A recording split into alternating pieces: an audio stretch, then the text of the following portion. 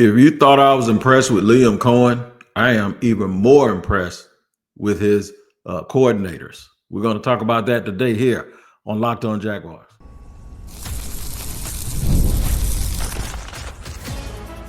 You are Locked On Jaguars, your daily Jacksonville Jaguars podcast. Part of the Locked On Podcast Network, your team every day. It is your team every day here on Locked On Jaguars. We thank you for making us your first listen and making us priority every single day for your listening pleasure. I'm Tony Wiggins, the host of the podcast that you can find wherever you get podcasts, whether you listen to them or whether you watch them. Make sure you check into that location each and every day so you don't miss an episode. Shout out to the everydayers for joining us here every day. And if it's your first time, I hope you like it. So let's tell you what we're gonna do here. We heard from the offense coordinator, defense coordinator, and of course the incumbent special teams coordinator today. Listen, man, I'm impressed. So here's why. All right, we're going to end this by talking about why messaging matters. Tie all of this together. You're going to hear a lot of things if you're somebody who's listened to this pod, a whole lot, because a lot of things that we have talked about throughout the years, those concerns, if you have concerns about them, those concerns were addressed today just by listening. Even if that wasn't the purpose of it, they were addressed today. So why messaging matters. Messaging and communication go hand in hand. Violence is a must on defense. When I heard Coach Anthony Campanile say that, man, I got really, really excited because it made me think about certain people. Those certain people, that one particular person is Trayvon Walker. The other one is Devin Lloyd. And I think as a linebackers coach, he talked also about the things that the book that he has on people from watching them in the draft process. That's something you've also heard here on Locked On Jaguars. And finally, up at the very top of the show, where we're going to lead off, and we're not going to bury that lead, of course, it's going to be all about what they said, their emphasis is, and what this staff will lead with. And one of those things is teaching. And you've heard that too. So a recurring theme here is you're going to hear me is not, and I'm going to explain the reason why I'm doing this is not to peacock. I wish it was never necessary for me to say the things that I did over the last few years, and maybe even further back than that. And that's because if the team was winning, I wouldn't have to talk about stuff like that. But to do it honestly and to do it, try to have as much integrity. Well, you can't try to have integrity. If you got it, you don't. But to have as much honesty and have it devoid of emotion is hard sometimes, especially when you care so much for the people in this city and the city itself. So like a case in point, I came on here and I went off on Shad Khan when Liam Cohen initially took himself out of the running. And I apologized for it later on after Shad did some things. And he made it happen. And I don't inherently believe he's the worst owner in the league. In fact, I think he's a very good owner to a coach or to a GM because he doesn't get in their way. He stays out of the way. And I think he has some very, very good traits. So the emotion of the moment made me say some things about him that day because I thought that he was going to continue going down the same, road that he did. But he didn't. He learned. So we gave him credit for it, right? And Shad became the rock star hero once again. And the reason why is because I absolutely think he hit a home run. And I know it may not work. I know we've actually said this before when it came down to Doug Peterson. But considering where he is now and where he was then, Doug Peterson was an upgrade over Urban Meyer, obviously.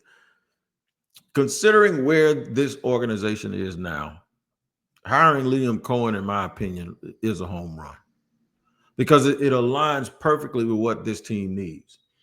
And some of the things that you hear them say are some of the same things that we've said over and over here on the Locked On Jaguars podcast.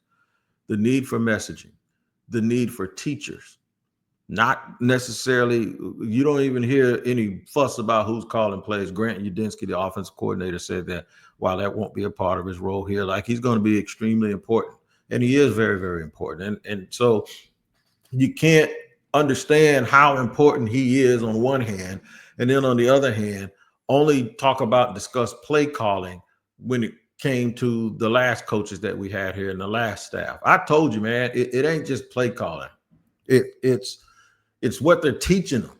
And when you saw them struggle on a week-to-week basis to transfer exactly what they were doing, according to them, to transfer exactly what they were doing into practice and to put that on the field, when you saw them struggling with that, sometimes you could say, okay, what's the disconnect? Well, the disconnect is maybe what they think they're doing in practice, they're actually not doing it, and they're falling short of that mark.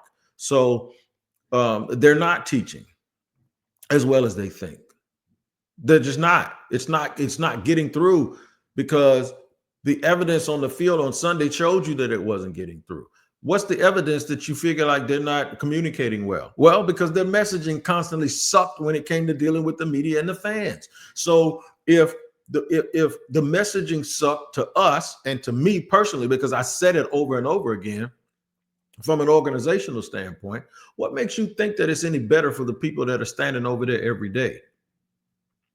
Sometimes we got to just start to think, man, that there's a possibility that the same problem I have with how they communicate or how they explain or them hiding behind this need no basis, that's not what it was. What it was is they had no answers for these questions because the answers that they were going to give you were incorrect. Yeah, I said it. So you hear teach, you hear build, you hear tearing down to the studs and building it. You hear teach, you hear progression, you hear like-minded philosophically. You hear all of these terms being pushed around. And now it sounds like even when you hear the assistant coaches, they sound very similar to Liam Cohen. One voice. Even if multiple people are talking, they're saying one thing. That is something that is new here in Jacksonville. You go back to Marone and Coughlin and Caldwell and all of the confusion going on. I'm telling you, I was right there. I was right there. I saw it. And it's like, this doesn't sound or look right. Now, this is in its infancy and it's at the beginning of everything. And everybody's all positive and all of that stuff. So we can't hide behind the fact that whatever they're talking about, they actually have to go out and do. I know it's one or two people right now that's going to listen to this podcast and they're going to text me saying, yeah, we heard it all before. They got to do it. They got to do it. No, the positivity is regardless of whether or not it works or not, I think they're on the right page right now. They still actually have to go out and do it. They have to, the players have to do it. And Anthony Campanile said it. He nailed it today when he said that. I'm going to get into some other stuff that he said that he nailed that sounds like they wrote a book written by T-Wig. And I don't necessarily think it's me. I think what it is it's common sense. And it's just like having 46 years or longer than that, maybe 48 years of watching this and watching what works and watching what doesn't. It doesn't even come from me having firsthand hands-on knowledge. It just comes from me having firsthand hands-on observation and comparing it to other things. So we'll discuss that.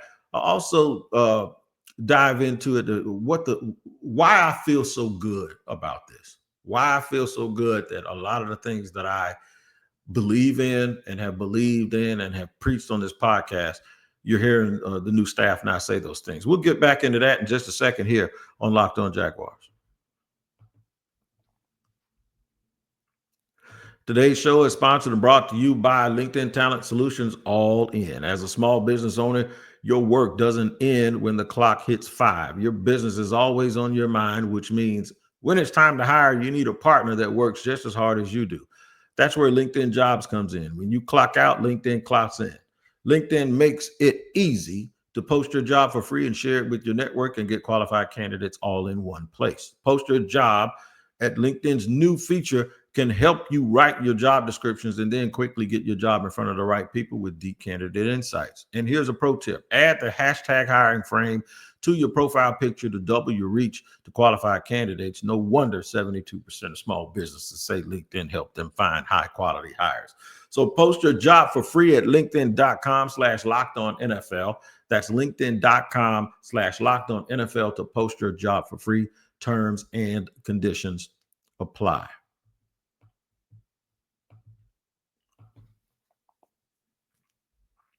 Rolling along here on Locked On Jaguars on the day that I had a scheduling issues. I was actually supposed to go down there and listen to the press conference today on the day that the coordinators, Heath Farwell, let's get to him real quick. Special teams, great special teams, great punter, really, really good young kicker, best long snapper maybe in the National Football League, one of the top 2 or 3 punters in the National Football League, has done a really, really good job with that unit. They had long returns.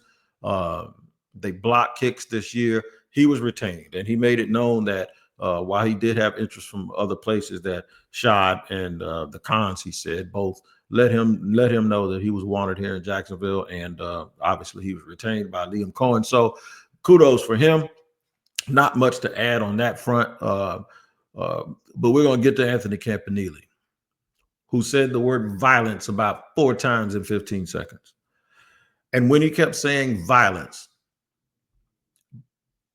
during the play, during contact, getting off blocks, I thought of one player. Well, I thought of 2 players. But the main guy I thought of was Trayvon Walker. And I'm not sure he would have answered it. And I understand people not asking him, like, which players, because he talked about the talent. They played, Green Bay played Jacksonville this year. It was a close game. He talked about how when you watch cross tape of opponents, how you notice guys. He also mentioned something, and then when he did it, my antenna went up. He said, I know a lot of these guys from the draft process. And this is another thing I told everybody. Coaches have a book on people. They have a book on people. Even the people in the front offices, they know what they thought somebody could do, and then they can look at the tape and determine whether or not they still think that person can do that, or maybe was it just he needed to be put in a little bit of a different situation, because there are a lot of situations where you have a good player and he may be really good for somebody else, but not quite as good for you, what you ask him to do. Doesn't mean you can't use them. It's just that some guys are better in some situations than they are in others. Zach Bond is one of them. He was, pretty much a throwaway journeyman at his previous stop, and then he goes to Philly and he's an all-pro and he's going to make a lot of money this year. So that happens a lot of times. And sometimes it's just people don't know. People don't know what they have. Now, Campanile did mention that he has a lot of respect for the people who are in the building. All of these coaches know each other, man. They ain't going to sit there and crap on each other. He also said something else that hinted at something else that I had said for a long, long time. And that is when asked about what he likes to do defensively. He says the 3-4 teams, they play a lot of 4 down. 4-3 teams play a lot of 3 down. He says it's all about making your opponent uncomfortable. You have to line up and do things that make them uncomfortable and make them do things they don't want to do. Basically, I'm paraphrasing, but that's what he talked about. So when he didn't necessarily say it, but if you listen to what he was saying, it's something that I have been preaching for years. I've even told a lot of my guys and my fellow media people this. When folks overemphasize whether we're running a 3-4 or a 4-3, I have told people over and over that a head coach looked me dead in my face and said, alignment, man. Everybody always talks about it. It's not alignment and scheme are not the same thing. It's not. Alignment and scheme are not the same thing. I don't know how to tell you. The only way I can use it is to say, if I give you an offensive example, all right? If a team is in an 11, 12, 13, 21, whatever package they're in, however many receivers. They got 3 receivers. If they got 2 running backs, and Liam Cohen uses 2 running backs a lot. If they got 2 tights and 1 running back, whatever formation they're in, you can't define their scheme by their formation. The scheme is more of like whether it's a zone blocking scheme or a man blocking scheme. That would be when you talk about the front, right? That would be more of what a scheme is. It's not the package of the people that you have on the field. So it's almost kind of an elementary, ridiculous question to be asking people or to be talking about constantly with alignment. So I love the fact that he spoke about the scheme and talked about the players and the executing the individual player. and almost de-emphasize whether it's a 3-man front or a 4-man front, because I've been trying to tell people that for years. Nobody wanted to hear it. They kept doing it on Twitter and social media, and we go back and forth being angry, talk about play calling, talk about alignment, and I'm just sitting there thinking like, that's man, I'm almost flabbergasted that kind of stuff continues to be a conversation after we go over this over and over again, that stuff ain't as important as you think it is. It's about teaching. It's about the basics. It's about their approach. And make no mistake about it, Anthony Campanile makes me want to run through a brick wall. And he explains it. And then he still breaks it down and said, but it comes down to players. You can talk about it all you want to, man. It's about what you do when you get on that field. That's just it. And what I keep hearing from them is teaching, energetic. In fact, the OC today, even Grant Udinski said when he was asked about the youth, the age basically of the staff, and he was like, well, he doesn't look at it that way. He looks at it as energetic. It's not like they're young, they're just energetic. And I think that all of them look like they work out. All of them look like they communicate well. They sound like they communicate well. There is an emphasis on teaching structure, on teaching how to do everything that you need to do to be a better football player. I think I'm looking forward to the day when we talk about, I'm looking forward to the day that the team plays the way that they're describing. Because when we talk about these other teams, we often talk about just their talent or their front office, their coaching. But when we see teams play like Philadelphia played the other day, and you have to understand that Vic Fangio taught these guys how to communicate that way. I guarantee it was very, very difficult, and there was a lot of hard work that had to be put into it. But then when they get on the field, it looks like they're a step ahead of everybody else, and that's because they put in the work. It's like if you go out here and you actually land navigate something, you put your boots on and you walk through a couple of miles of a trail, and that leads you to a place and you found it. And then somebody wants to tell you to look on the navigation system that might tell you to go a different way. And you're telling me, no, what I'm telling you is I just did it.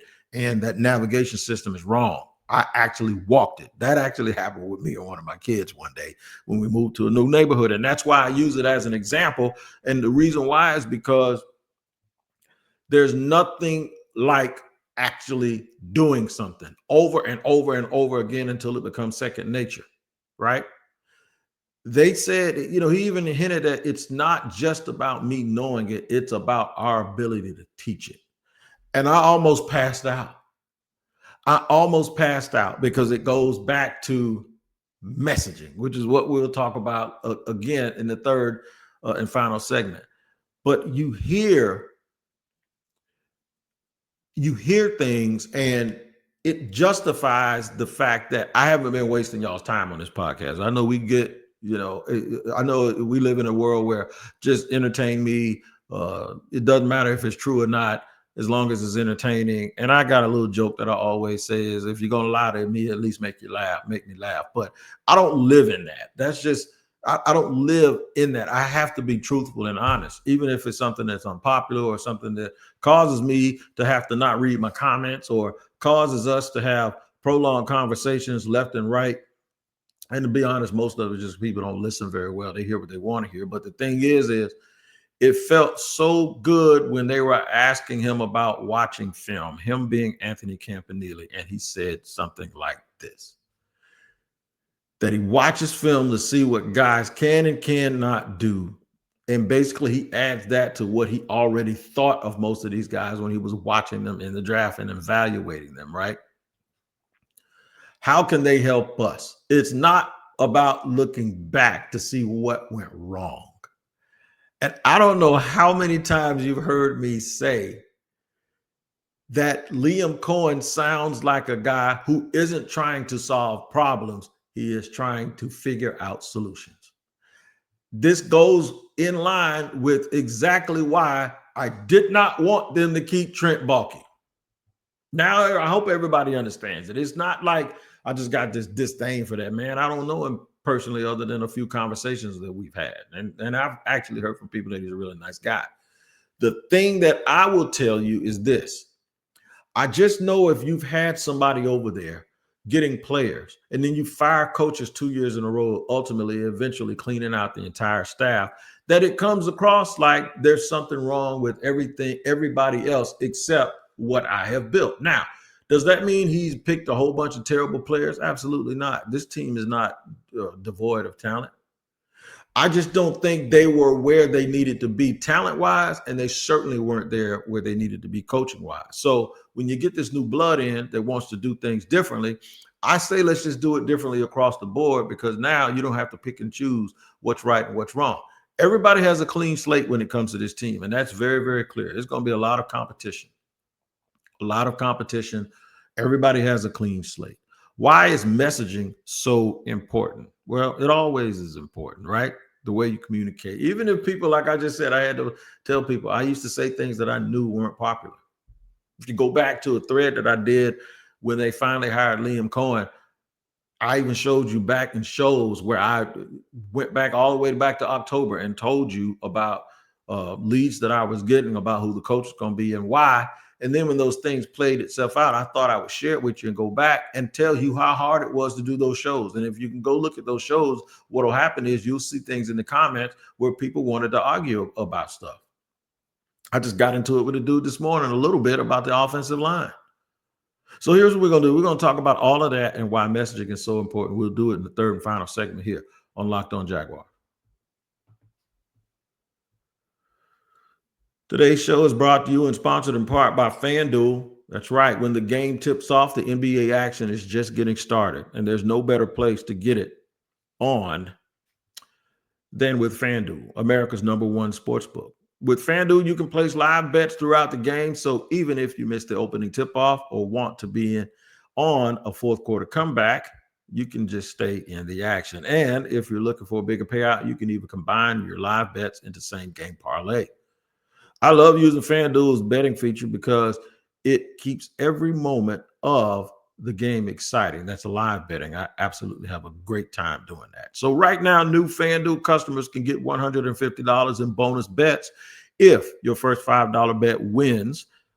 Just visit FanDuel.com to join today. That's FanDuel.com for your shot at $150 in bonus bets. Make every moment more with FanDuel, the official sports betting partner of the NBA.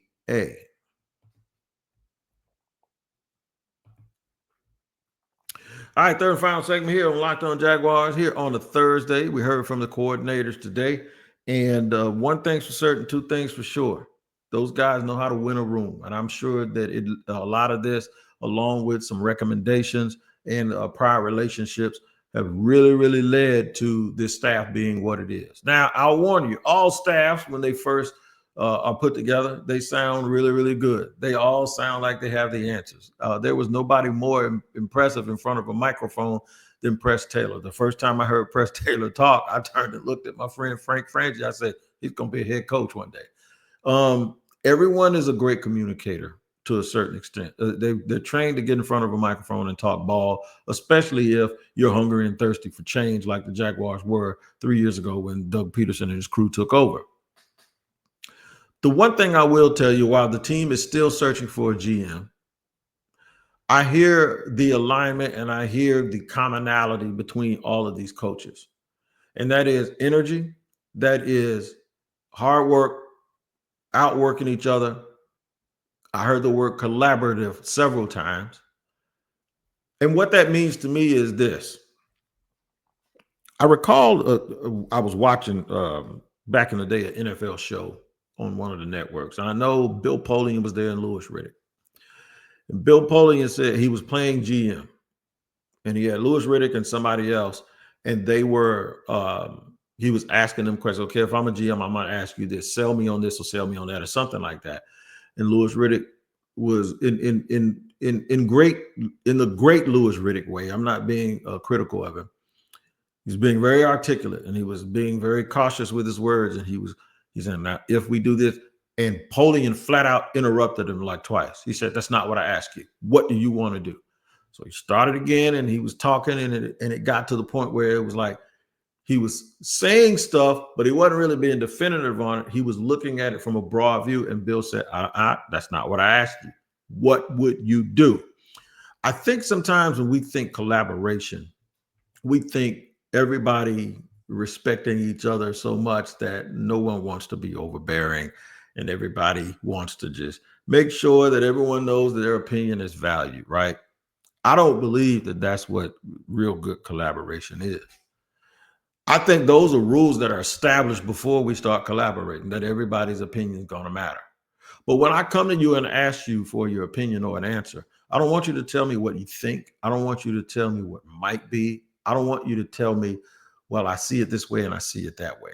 I want you to tell me what you think. You are a valuable member. You work hard every day. I put you in a position to give me your opinion. It doesn't mean I'm going to do it yet, but it will be a strong enough opinion that I can decide. I want the strength from you. I want your very, very best when I ask you a question. So now what I can do is I can put that into my machine and come up with what I think is best. It might include some of that. It might not, but I'll at least have that in my Rolodex that you said it. And when we start seeing something, that's where your adjustment comes. You go, hey, Anthony, what did you, okay, we're going to do that thing you talked about, right? Okay, yeah. Let's flip that up to what Anthony said the other day. And that's how this works.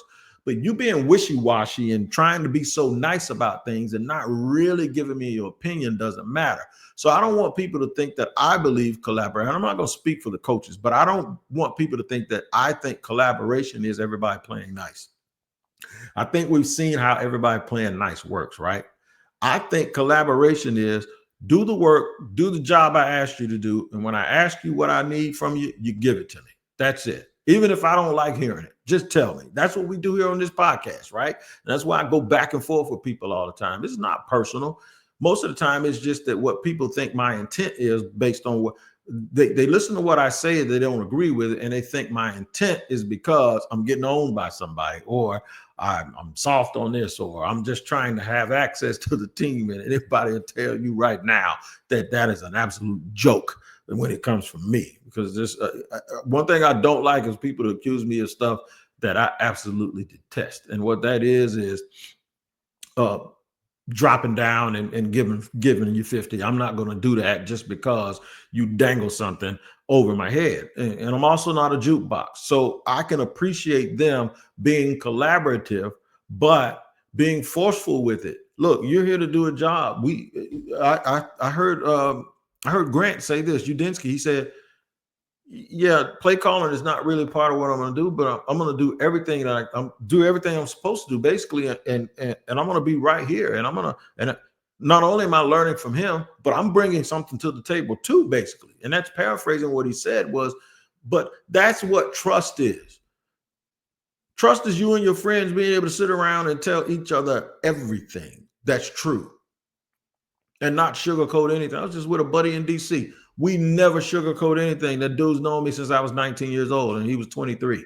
And we always totally 100. That's why we're good friends. Even if it's hard or harsh, we know the intent is right. So the knowledge, these guys got a job for a reason. They were brought here for their expertise. And I love the fact that they all have this respect for each other, because what happens is now the messaging that comes across, or the messenger that comes from the team, it's all of one accord. It's a lot of people talking, but there's one voice, because it's all the same thing. They're all intertwined. They all have a little bit of a different way of doing it, but they're doing the same things. And that's exactly what you're asking your football team to do. So yeah, is it an understatement to say that I'm excited? Yeah, it's an understatement, because a lot of the things that you hear out of their mouths are things that I have been sitting on Locked On Jaguars imploring you guys to pay more attention to, and pay less attention to the little things that really don't matter very much. So I think they're on the right path. But just like Coach Campanile said, you can talk about it all day until you do it. Until you do it. And when I say do it, I mean in every facet and every walk of your being, you have to do that. Because when you do it all the time, you don't have to remember to do it. It just becomes second nature. All right, man. Looking forward to more talk from these coaches and more of learning their direction. Coach Campanile mentioned the fact that they are going, free agency is upcoming and their film eval. They got to know what you have in the building before you know what to go out and get, right? And I really do believe that the Jaguar fans at some point will have a whole bunch to cheer about, and it'll look way more competent than it ever did before. All right, man, make sure you check out Locked On NFL twice a day. Tyler rolling early in the morning. The madman hits you like a double shot of espresso, and then you can slide back through the barbershop. It looks like this, but looks a little bit different when I do the NFL show. Make sure you tap in every day for that about 2 p.m. each and every day. Here on Locked On Podcast Network, where's your team every day? Y'all take care of each other. We'll see you next time here on Locked On Jaguars.